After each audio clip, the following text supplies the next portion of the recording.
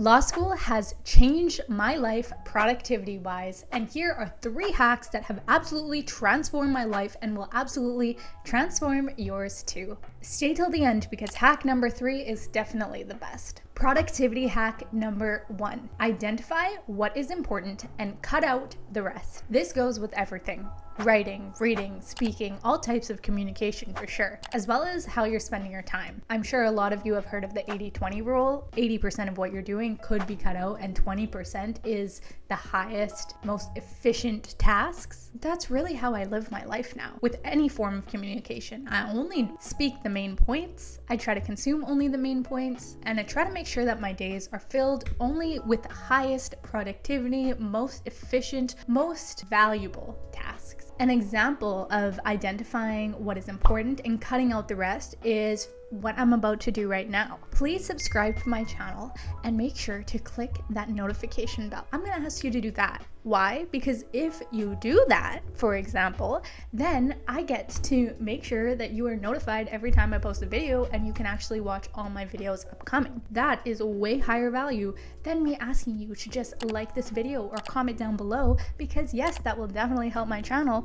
but only for this one video. So I'm gonna stick with the one ask. Subscribe and click the notification button. Okay, second productivity hack that has transformed my life because of law school is time blocking and doubling my time. Time blocking is when you schedule out your day so you know each part of the day what you're gonna do. So for example, 7 to 8 a.m. wake up, have breakfast, get ready. 8 to 8:30 a.m. read chapter 1 of your book. 8:30 to 9:30 a.m. have a class. 9:30 to 10 go to the mall, like whatever it is that you're doing throughout your day. This is something I started in law school. This is something that I started when I had a lot to do and I had to make sure I had time to do it all. So that was really helpful, as well as when you are a lawyer, they definitely get you to track your time to the minute. Like literally every 6 minutes, you are tracking your time and what you're doing in 6-minute increments.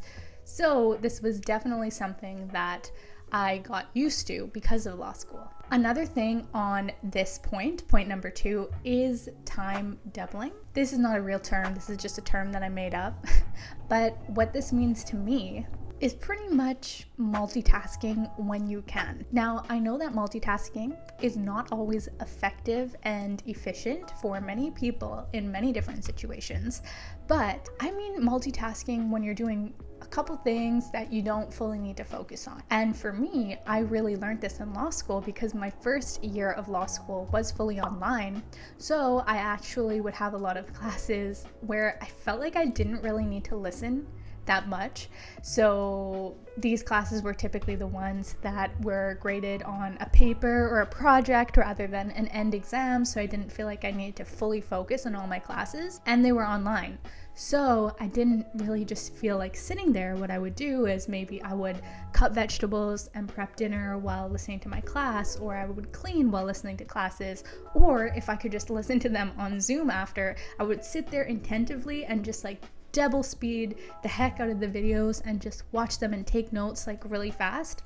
Basically just find ways where I could take 2 tasks and pull them into one, or take a task and crush the time down so that I was doubling my time. Now, the third productivity hack that law school really reinforced to me is probably going to be a surprising one for most people. And this is one that law school taught me and reinforced to me, but I truly don't think that most people who go to law school learn this one. But without further ado, the third and final, and in my opinion most important hack, is knowing that time for yourself equals time to be productive. I'm not saying taking hours and hours off every night to do self-care, take yourself, get your nails done, go to the spa, things like that. Of course, that is also amazing and nice to do for yourself.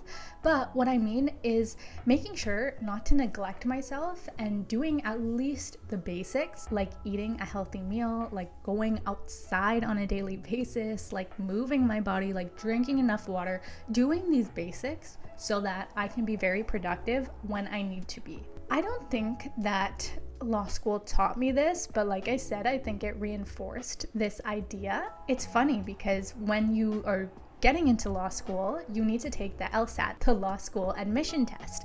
And when people are taking the LSAT, yes, we study for that test, but because it's such a small amount of time that you have for this test and you have to be like laser focused, it's like really drawn into you. At least it was like put into me that I need to be well rested. I want to be on top of my game. I want to be hydrated, not hungry, like fully be able to focus on the exam. It's really a mental exam and you don't want to get into your head with anxieties or anything like that. It's not just based on what you know. And it's funny because you know this when you're going into the LSAT, but then people start law school, and I find a lot of the times people forget that this is important to do, and instead of getting 8 hours of sleep, instead of going outside, doing proper things for their body and giving themselves what they need, a lot of the times I hear people in law school and they're just studying late hours, they're not sleeping, they're just not going to the gym, just sacrificing things so that they can read more and absorb more information. But to me, one of the biggest productivity hacks is that if you are mentally there, you will be able to absorb so much more information if you had enough sleep, if you're not hungry, if you're not daydreaming about water because you feel like you're in a desert because you haven't drank water in days. Anyways, this is something that I learned in law school because I had the privilege of taking some classes such as happiness in the law, mindfulness in the law, and just like classes that helped me remember that there were other things outside of law school and being a lawyer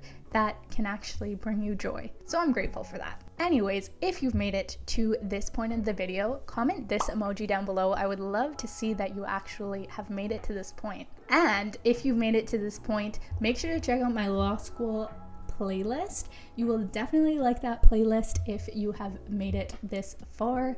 Thank you for watching this video, and I will see you in that playlist. Bye!